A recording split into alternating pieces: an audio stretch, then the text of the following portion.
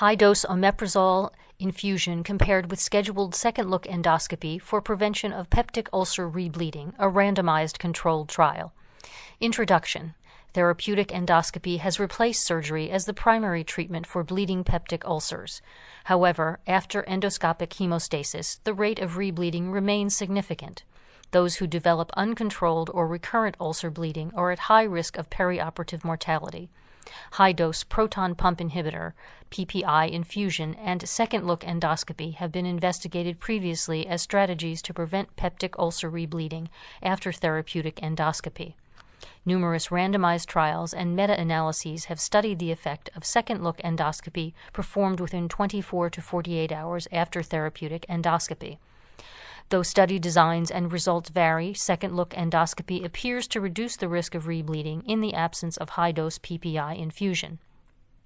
Meanwhile, prospective randomized studies have demonstrated that high-dose omeprazole infusion after therapeutic endoscopy stabilizes the clot over the bleeding artery and effectively prevents peptic ulcer rebleeding. Neumann et al. Conducted a meta-analysis to evaluate the efficacy of different regimens of PPIs in the management of acute peptic ulcer bleeding using evidence from direct comparison randomized controlled trials, RCTs. From analysis of 22 RCTs, the authors concluded that there is insufficient evidence to support superiority, inferiority, or equivalence of high-dose PPI treatment over lower doses in peptic ulcer bleeding. No randomized study has been conducted to directly compare the efficacy of scheduled second-look endoscopy with high-dose PPI infusion to prevent ulcer rebleeding.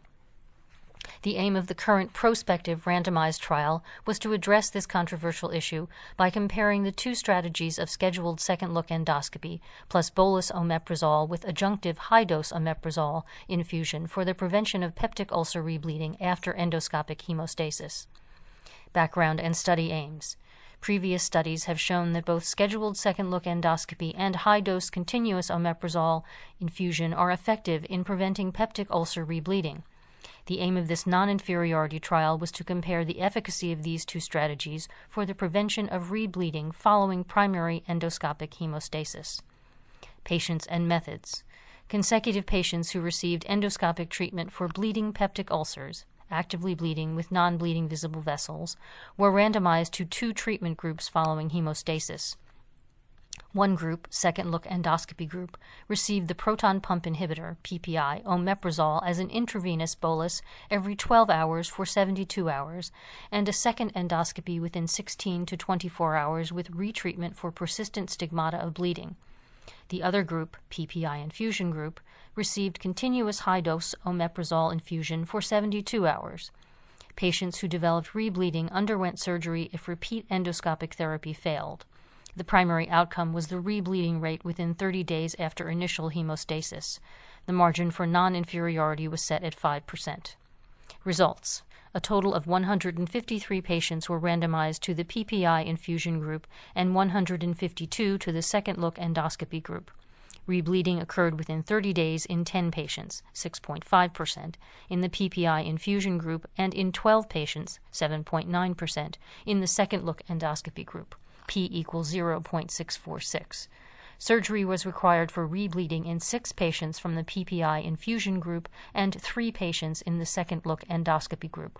P equals 0.32. Intensive care unit stay, transfusion requirements, and mortality were not different between the groups. Patients in the second-look endoscopy group were discharged 1 day earlier than those in the PPI infusion group.